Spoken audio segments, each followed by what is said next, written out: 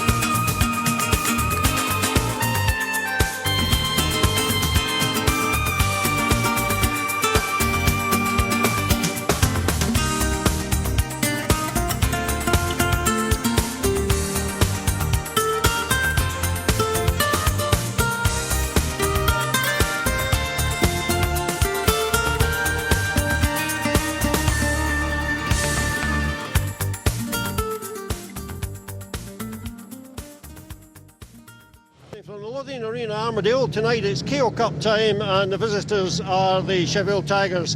And I'm with me now a young man who last year helped knock Monarchs out of the Cup with the team he was with, and that's Joel Parsons. Joel, first of all, last night, heat number 14, can I ask you about that? Henrik Moller was excluded. Was it a case of bump or just one of these speedway things? Well, I think he knew that Cooper was just on the outside of him there, and to be fair, when you're in a situation like that, you're going that fast, you're not sure, sort of something comes into your head, and I think the decision was right to exclude Henrik, but I think it was just one of those things where it sort of happened there and then, and it was what he thought to do, and that's how he did it. So at the end of the day, we got the rerun back with him excluded, and we benefited, so it was all right. Okay, now you've been 3 years with Sheffield, is that correct? Last 3 seasons have been at reserve? No, you were with Newport as well. Yeah, Newport last year, and at Sheffield this year, so... but I've managed to go from reserve to second string to heat leader, so... How do you feel about that? Is there a lot more responsibility now on your shoulders? Definitely, I think, I've got to try and put myself right and do the job. I've been scoring my job. I've been doing my job since the start of the season, and obviously the results have shown through me stepping up in the team, but it does get definitely a lot harder, and we need our heat leaders to be scoring, and I'm one of them, so I've got to be trying. What about tonight here at Armadale? How do you feel it's going to go? The Monarchs are 21 points behind. Do you think they can claw that back? Well, it'll be a tough one against us, we haven't got Jamie Birkinshaw tonight, so it'll be tough, but I think us South boys, I think we've managed to hold on to 21 points. I think it's no disrespect to Edinburgh, but I think we should be able to hang on to the 21 points, and if they do it, congratulations to them. In the bigger picture, do you think the teams are more equal this year in the Premier League? Yeah, I think so. I think there's a lot of younger lads that found it tough if they went up into the team last year, but they've sort of spread it out a bit better now, and the younger lads have been able to come in and score a few more points, so it makes it a little bit easier, a bit more confidence for the younger ones, and it sort of builds on their confidence and brings them up. How about team riding? Do you think it's much more difficult nowadays to actually do team riding? Yeah, I think the bikes are that fast now, and everything's sort of happening. Most races, there's always something going on, and if you look about, you make a mistake and somebody else gets past you. I mean, if you're a long way in front, your teammates there, you can obviously ride them home, but if your teammate's in third these days and you've got to try and block someone, you just can't do it. They're too fast, and they're straight under you or around you easy enough. So it's really a dying art in the Speedway. Well, yeah, there's still, you see a lot of it with a lot of the experienced boys. They know what they're doing, and they can team ride a young lad home. But for us young lads, we're just out there all balls and got to go for it, and it just. I think the other thing to remember is you're all earning a living out of it, and you can't really afford now, as you say, to hang back. Well, that's another thing as well. You don't want to be losing points through doing that, because at the end of the day, I know it's a team sport and everybody loves to do well as a team, but you've sort of got to survive as well. So, you just got to put everything together, and we got a good team around us this year, so we just got to go for it now and try and get you out of this. And how do you see? Have you set yourself a target average? Well, I started on a 4.5 or something, and I've managed to get up to a 6 and 6.2 or something like that. So as long as I keep on improving, I don't want to be going back to below where I started. But as long as I've improved through the season, then I'll be pretty happy. Well, with that, we'll let you get back to your preparations. Have a good evening, and we hope we all get the result we're looking for, Joel. Thank you very much. No worries. Thank you. Thank you. And with that, it's over to the box and Mike Hunter for commentary on tonight's KO Cup match and heat number 1. Some of them for the first time. Right, who's got beat them? There you go, 1, 2. Julie McSkilling. Hi guys, yeah, we've got some good guests. So it's all the theatrical love you said. The good news is, and a round of applause not for you incidentally, for Henrik, I'm delighted to say, who's up on his feet. So you've been coming a long, long time. What's your earliest Speedway memory, Liam? Well, every point's going to count tonight as the Monarchs try and make up the 21 that they shed last night at Sheffield. James Birkinshaw hasn't travelled with the Yorkshire side because he found his injury causing him problems last night, so they'll use rider replacement for him. This is heat number 1. We have Ben Wilson in gate number 1, the ex-British under-21 champion. Derek Snedden makes his return from injury and rides from gate 2. The very formidable Andre Compton rides from gate 3, and Ronnie Corey, the home captain, in gate 4. Compton has badly missed the start there, and it's Corey round the outside who's gone ahead. Compton, though, has come streaking through. He's in second already, and Snedden on the outside of Ben Wilson there, trying to get into third spot. As he had, that was quite a lively first lap there, and Snedden's now eased round Wilson. Corrie's clear. Compton is a good gaiter, but he missed it quite severely that time. And that allowed Ronnie Corrie's chance to get clear. Andre is usually pretty forceful if he's close enough to be so. Now Derek Snedden fighting hard to hang on to that point. They're all going to count, and Monarchs will be delighted if they can hang on to this advantage here. Corrie's won comfortably. And a nice steady 4 laps from Snedden. Once he eased himself into that third place, means the home team start with a 4-2, and they're going in the right direction.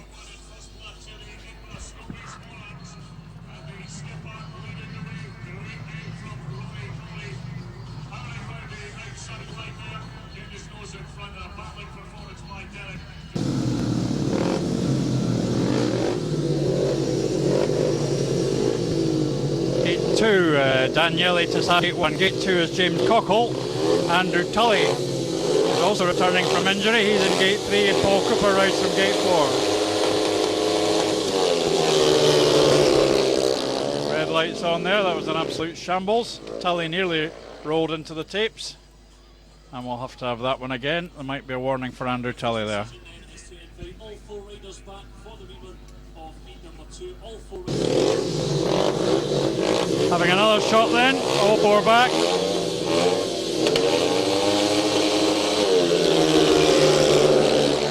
Dreadful start by Tully, who never looked settled. Tassati takes everybody across the corner, and the 2 Monarchs come through.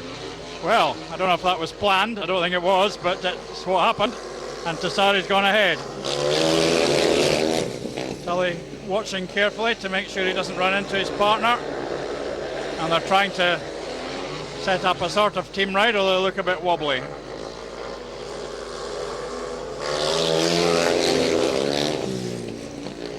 The challenger is James Cockle, who knows this place very well from his Glasgow days, and he's certainly quite close with Andrew Tully, who doesn't look entirely comfortable at all.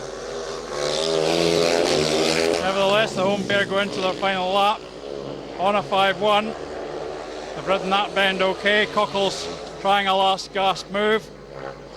Tully's locked up a bit there, but he's got round, and they've taken the 5-1. Well, it was never one you could relax with, but the pair of them did the job after Daniele had moved everybody out at the first corner. Well done, and that should settle a few nerves, I think, and the Monarchs lead by 6 points.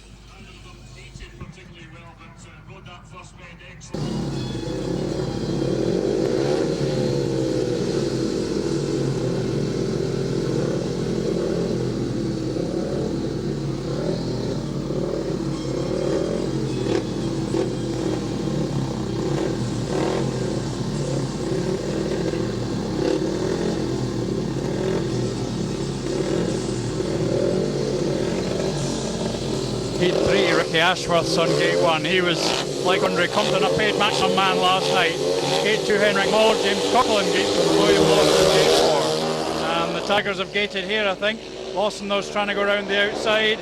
Will he get there? He's level with Ashworth, and it's right corner, and it's Lawson who's gone ahead, I think.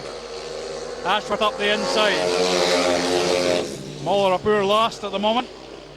Oh, and Ashworth's fallen off. And he's clipped Moller there. Oh dear, oh dear. That was thoroughly unfortunate.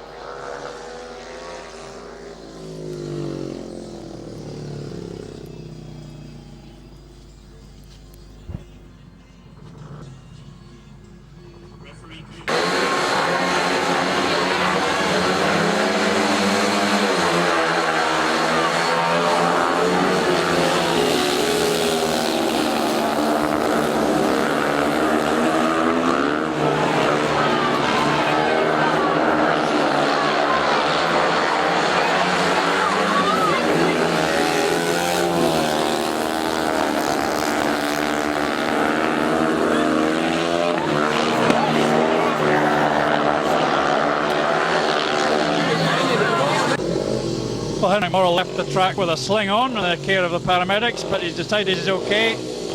So he rides with William Lawson here against James Cockle. And again, James Cockle's made a good start as he did the first time. William Lawson's hit the dirt, and Henrik's come through on the inside, and they've swallowed him up. Very nicely done.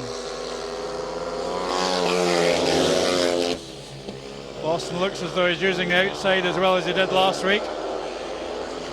And Moller got on that inside line to complete the double pass.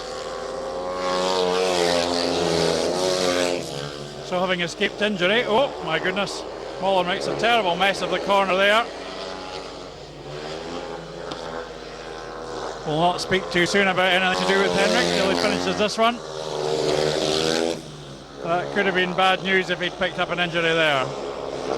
He might have clipped the curb as he came into that turn the previous time. Lawson's won easily, and if he's on last week's form, that's definitely good news. And the Monarchs are 10 up already with only 3 heats gone, and they will be thinking already that there's a chance here, but it's a long, long way to go.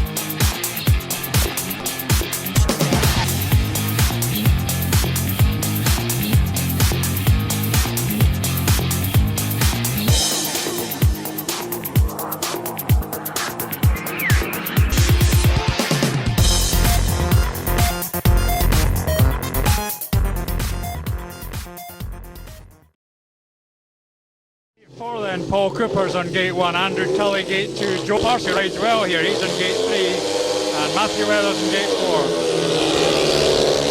4. Tully seems to be incapable of holding himself back at the start. Oh, and Weathers and Parsons have tangled there, and we're getting too much of this. We hope everybody's okay.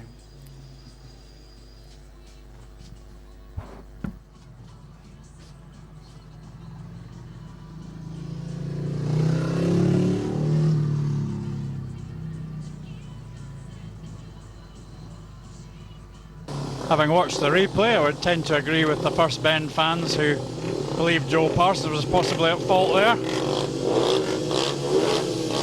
They're all getting another shot. Andrew Tully, another desperate start. I don't know what's the matter with him from the gate. Weathers leads, but he's gone way offline into the fence, and Joe Parsons has come tearing through. Meanwhile, Andrew Tully's taken up the chase. That was a fairly desperate second bend by Matthew there. He'll be wanting to improve on that. Andrew Tully looking quite threatening on Parsons, and he's got onto that inside line. The Aussie with Newport last year has given Monarchs a hard time. Look at Tully though. He's ridden well here in the past. Tully's definitely pressurising him. They hit the last lap. Parsons looks set to become the first Sheffield race winner, in spite of the strong pressure by Andrew Tully. That's a very good ride by Parsons.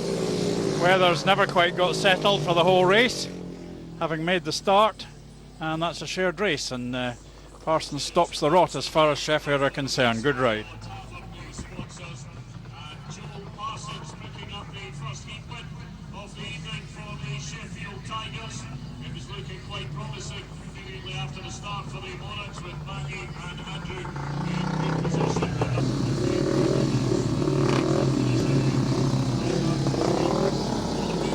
Well, Andre Compton is getting a tactical ride here.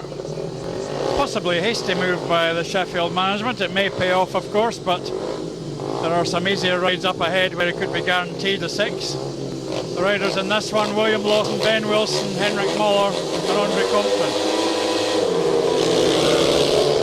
Certainly Compton away better than he was the first time. Who's going to come out of the second bend in front? It's neck and neck. And Lawson, and it is Compton who's gone clear. Can Lawson fight back? Lawson's won his last 7 races round here, and he's on Compton's tail.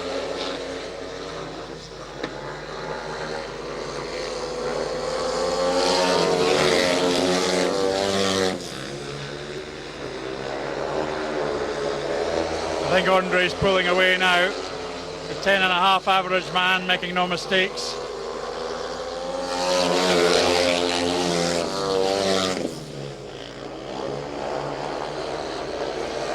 Lawson stayed within a couple of lengths, but hasn't been able to pull off any amazing passes.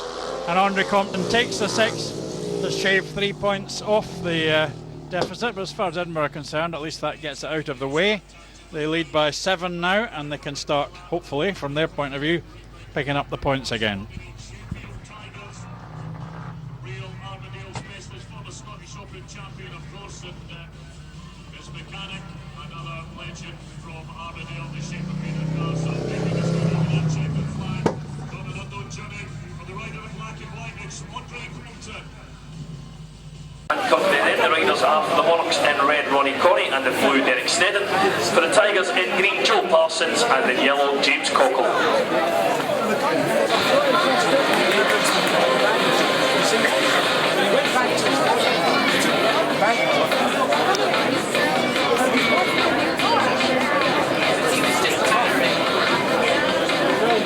Just to let you know, the 2 minutes have been cancelled. The Parliament.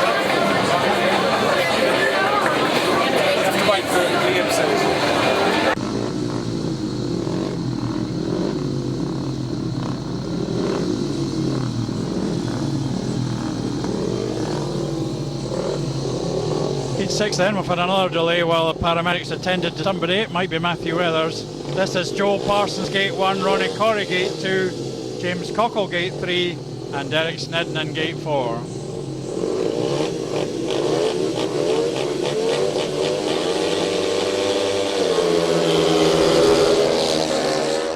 Monarch's gating's going haywire, and Cockle and Parsons lead the way this time. That was a shocker by the 2 home men, and Corrie going very wide there. He's up on the outside of Cockle, and he's got round him. Oh, now Cockle came down there, so that one's going to have to be stopped, and Cockle will have to go out.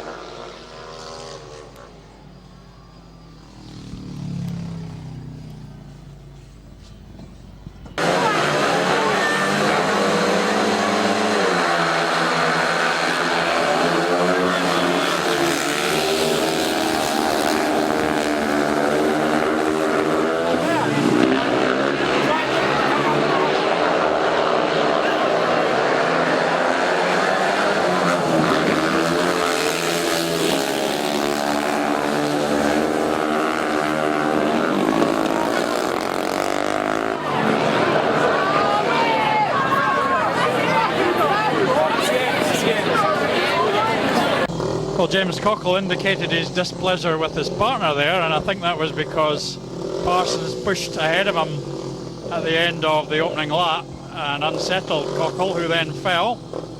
But I don't think anybody could really argue with the referee's decision that Cockle was the one to go there.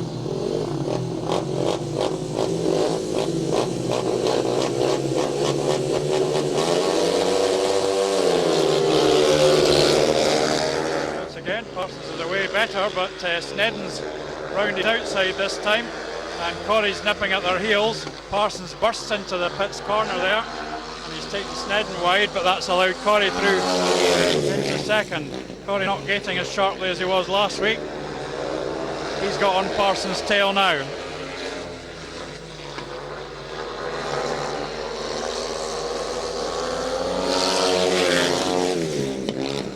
Corrie's trying to use the grip here outside, although there's not a lot of grip there, to be honest. He's only got a lap and a half. He's cutting to the tight line now as Parsons roars round the outside. That's more like it. Corrie hard inside there. Parsons brilliantly coming back. What a terrific race. It'll be a superb win for Parsons if he can get it. But he didn't. A magnificent win by Corrie. Well, Superb riding by Ronnie Corrie there. There really wasn't much grip in the track. I don't know if Ronnie knows he's finished, but he certainly pulled off a sensational overtake there in a tremendous heat number 6, and that was a home 4-2. But a bit worrying that the track didn't allow him a bit more help than it did. But full marks to both Parsons and Corrie there for a sensational heat number 6.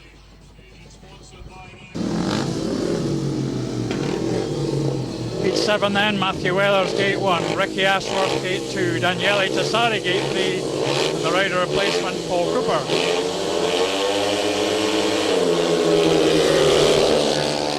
I think Tassari and Weathers have made the start here. What can they do around this first turn there? Monarchs lead the way, Ashworth's in third. Ashworth going for that outside blast, looking quite impressive. Not there though, Matthew's trying to tuck in and guard his partner, and they're pulling a little bit clear now. They don't want to hang around because Ashworth is having a go. Halfway, Ashworth's still there.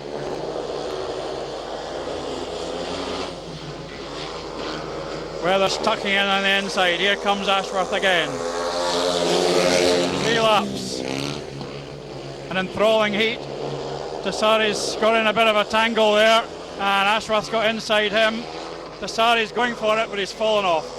So they've blown the 5-1 there. And we hope that Daniele's okay.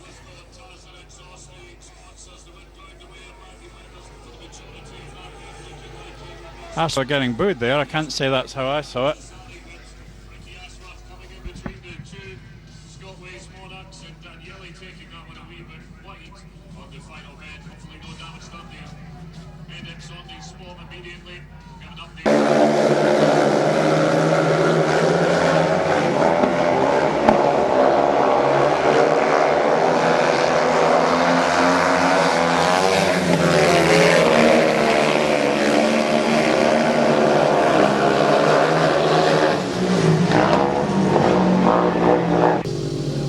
Heat 8 then, Monarchs will have to get back on the rails after losing a lightly 5-1 in the last one. This is Tully, Cooper, Snedden and Wilson. Snedden and Wilson contesting that first corner. Wilson slithered off there. And the race is being allowed to continue. Wilson's sitting down, but he's not getting a second shot. Again, difficult to see from here whether there was any assistance in him coming off, but he might have fallen on his own. Now can Snedden and Tully finish the job this time? They're not really under pressure as the pair in the previous heat certainly were from Ashworth. Cooper's a fair bit back in this one.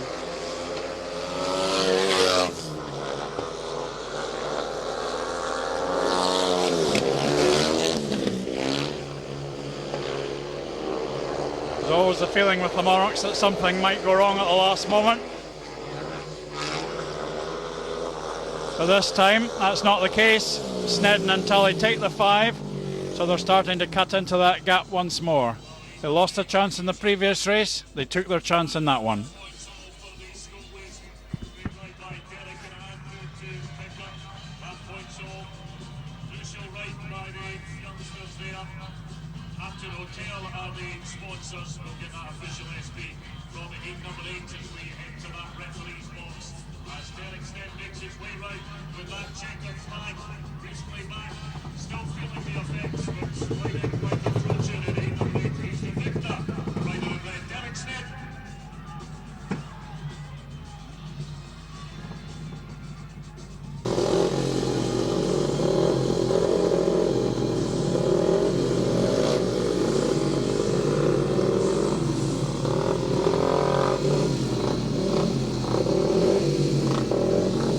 Number 9, Henrik Mollers on gate 1. Joel Parsons, who's playing a very important part, he's in gate 2. William Lawson gate 3, and the always dangerous James Cockle rides from gate 4.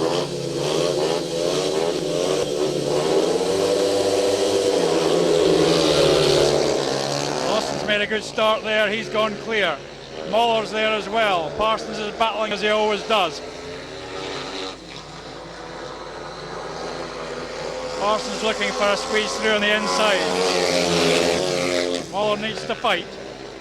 Parsons trying to come under him, but Muller's fought him off. Lawson's clear. Parsons very effective on that inside line there.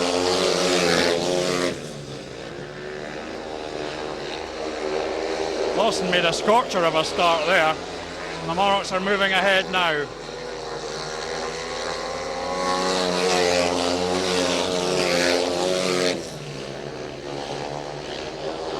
No TRs to worry about. They've done that. Bit of smoke coming from Muller's machine, but it hasn't stopped, and they take another 5-1, the second in a row, and now the Monarchs lead by 17, and they're only 4 down on aggregate. But there's some Compton rides coming up.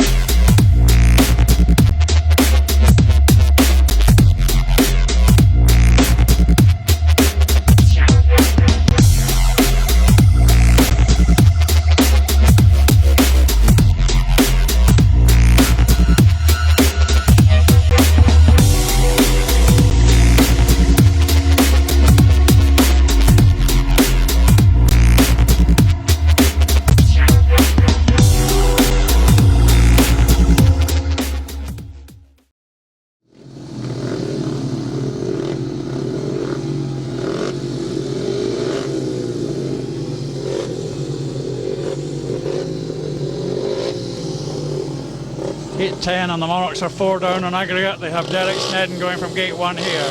Paul Cooper's in gate 2. Ronnie Corrie with 2 wins behind him goes from gate 3. And Ricky Ashworth is in gate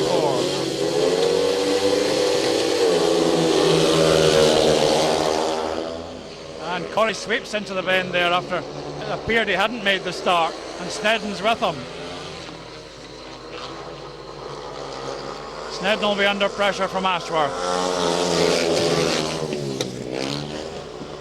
Ashworth almost riding into Snedden's back wheel there. He's really trying. He's going for the outside on Snedden. And he crashed though.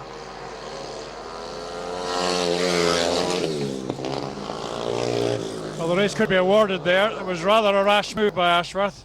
I hope he's okay, of course, as everybody does, but he was trying a line there that really was a pretty difficult one to pull out of, and he unfortunately didn't.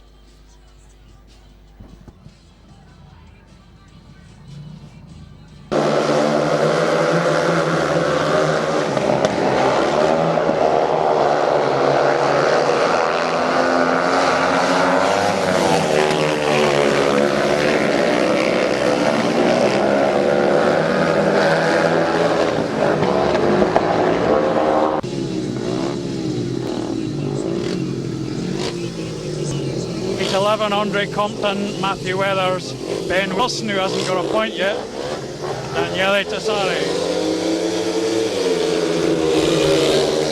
And Wilson's made a rip-roaring start. Tassari going for the big blast, but he hasn't got there. Compton and Wilson lead the way. Wilson's gone charging in there and probably made things a bit awkward for his partner. Well, with the scores level, Sheffield could go back ahead here if Wilson can hang on. Oh, he's not going to though. Made a bad mistake there. Now Tassari's got to watch and not knock him off. He may well have done there. Tassari was too close, I think, and it'll be interesting to see what the referee does. Well, he has excluded Wilson. Well, there we go. I would have said that was a tricky one to call. It's bad luck to Ben Wilson, who was doing well in the early stages of that race. Decision then is to exclude the rider in yellow.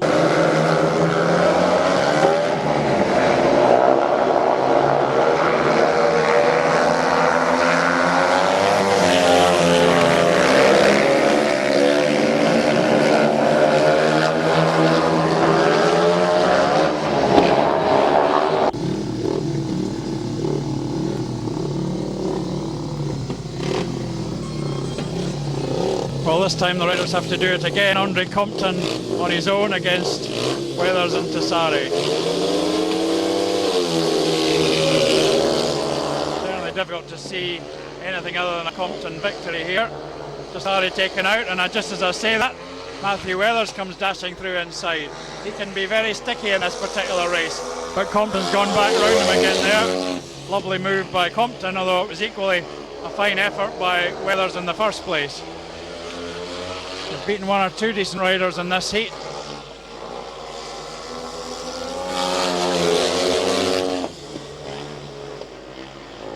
Somebody's spluttering a bit.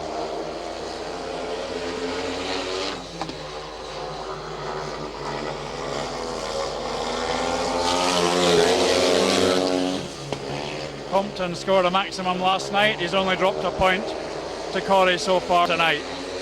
And he had to fight off the early attentions of Matthew Weathers, but he's taken heat 11 to keep the scores level with 4 races to go. Heat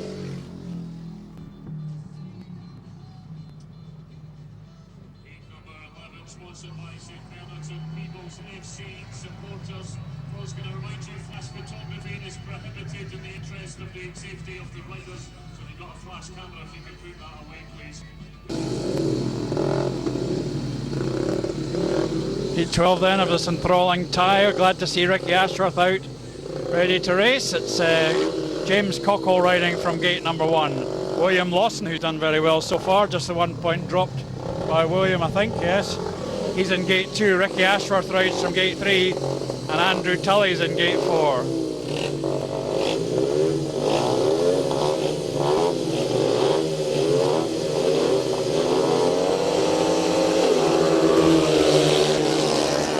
Ashworth's away well, but Lawson's driven inside him. Ashworth a big drive round the outside, and what a terrific effort by him, who's in the fence in his last race. Oh, Ashworth stopped. Well, that's terrible. I was watching Lawson there, and he was putting in a big challenge. Whether he would have passed Ashworth, I don't know. But I do feel for Ricky Ashworth there. That's not the way we want to see it. And this should put Monarchs in front. In fact, the question is, can Andrew Tully catch James Cockle? He's having a real go.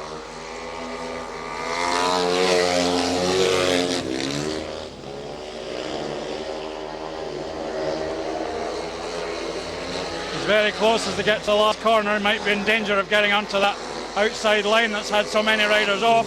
But Tully's done it. Oh, fantastic effort by Andrew Tully to take the 5-1. He's just never going to give up there. That was superb by Tully. A very disappointed and unlucky Ricky Ashworth walks across the centre green while the crowd acclaim a magnificent effort by Andrew Tully to put Monarchs 4 up on aggregate.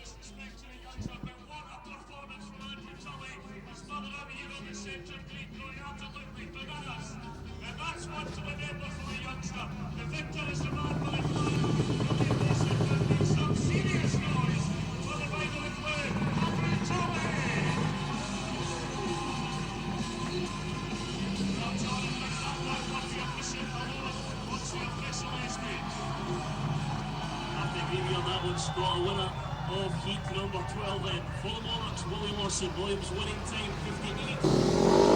All riders take a long time to settle as we come into heat number 13. Andre Compton touring back, when coming up to the tapes now. It's Corrie, Compton, Weathers and Parsons for a crucial race.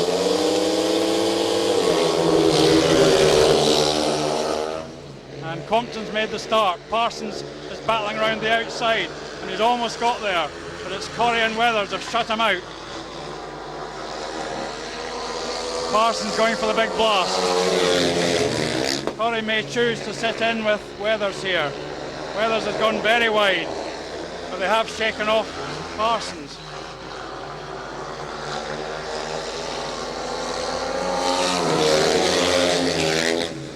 Corrie now sitting behind his partner.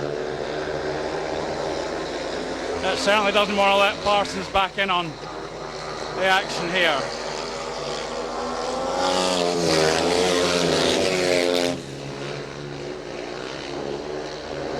Compton well clear, he's going to win it. The Monarchs need to ride cautiously And they've shared the race. They stay 4 up with 2 races to go. Parsons was a danger man there, and early in the race he did challenge. Great effort by Compton again. He's really showing his 10.5 point average class. 2 races to go. Monarchs lead by 4.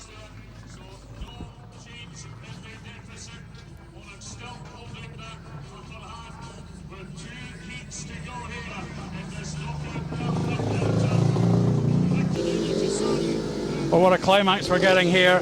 Sheffield are using Joel Parsons as a TS in this race. Monarchs did the same thing last night, although a slightly different situation. We've got Tassari, Wilson and Moller at the gate. We've got Parsons on a TS. Tapes went up incredibly quickly there, and Wilson's gone to the front. Tassari's chasing ferociously there, and he's hard into that bottom bend, and Tassari could go through here. He has.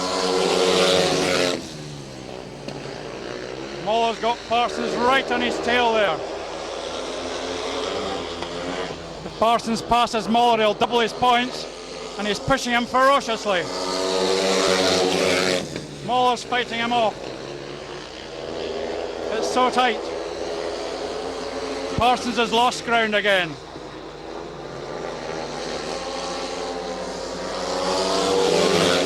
Wilson's right on Tassari's tail. Moller's pressing Wilson. It's all happening. Moller's gone through. Moller's got into second. What a race. Tassari wins it and Moller takes second and Monarchs are through. That was an incredible race to finish with. Or not to finish with, to clinch the tie with. I'm getting carried away. What an effort by Moller there, and what an effort by Tassari. The crowd are going crazy. They've seen a dramatic and thrilling match, and the Monarchs have clinched this cup tie with 1 race to go.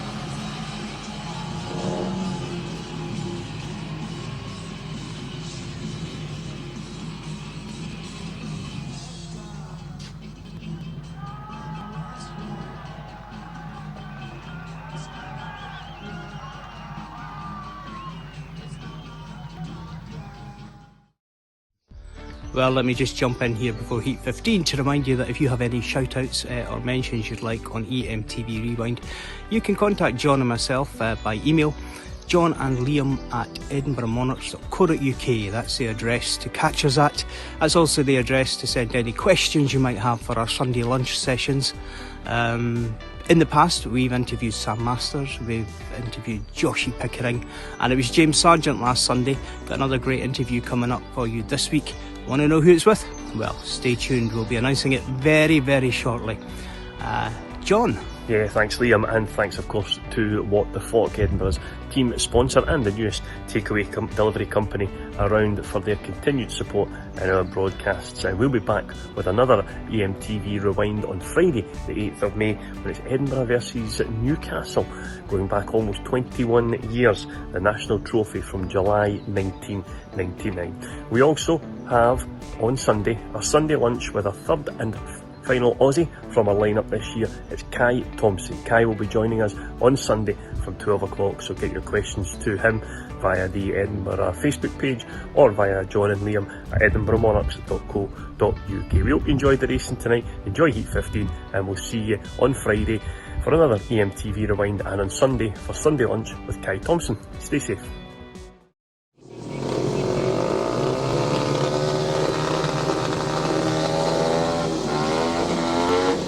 One race to go, and all Edinburgh are really looking forward to emerge unscathed because they've won the tie. They're 29 up today and 8 up on aggregate. So the Tigers have had to admit defeat. We've got Andre Compton going from gate 1. He's only dropped a point in heat number 1. Ronnie Corrie's in gate 2. Joe Parsons, who's battled so hard, he rides from gate 3. And William Lawson's in gate 4. And Williams only dropped 1 point.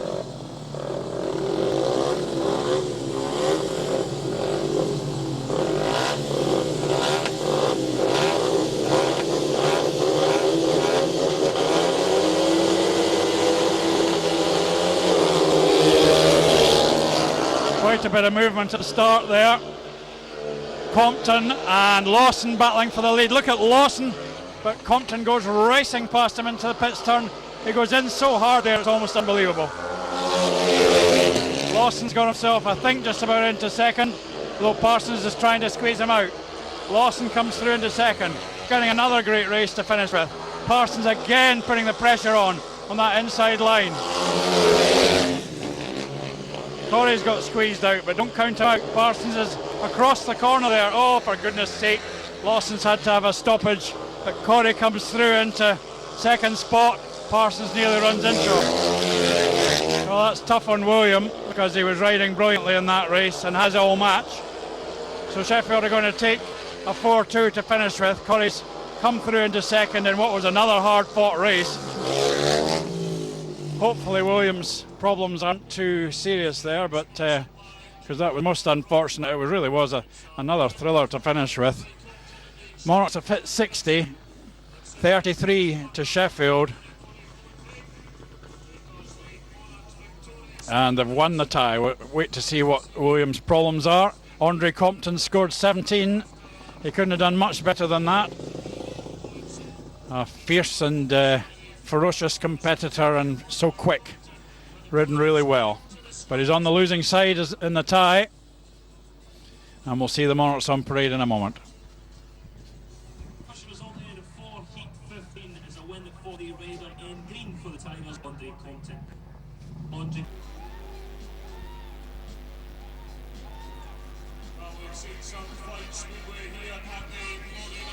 Well, here come the team who've won this cup tie, and there'll be eyebrows raised all around the league that Sheffield have been knocked out because over two legs are so tough to beat. But the Monarchs did it, and they did it with the most marvellous performance, fighting all the way. They really refused to lie down. Some terrific heats there, and steely determination throughout saw them through. Absolutely first class. The Monarchs scored so solidly all the way down the line. Ronnie Corey got 12 and a bonus from 5. Derek Snedden 7 and 1 from 4, a super comeback. William Lawson 11 from 5, very unlucky in that last race, having fought into second place. Henrik Muller 7 and 4, I think that should be. I've got that wrong. 7 and 4 possibly from 4.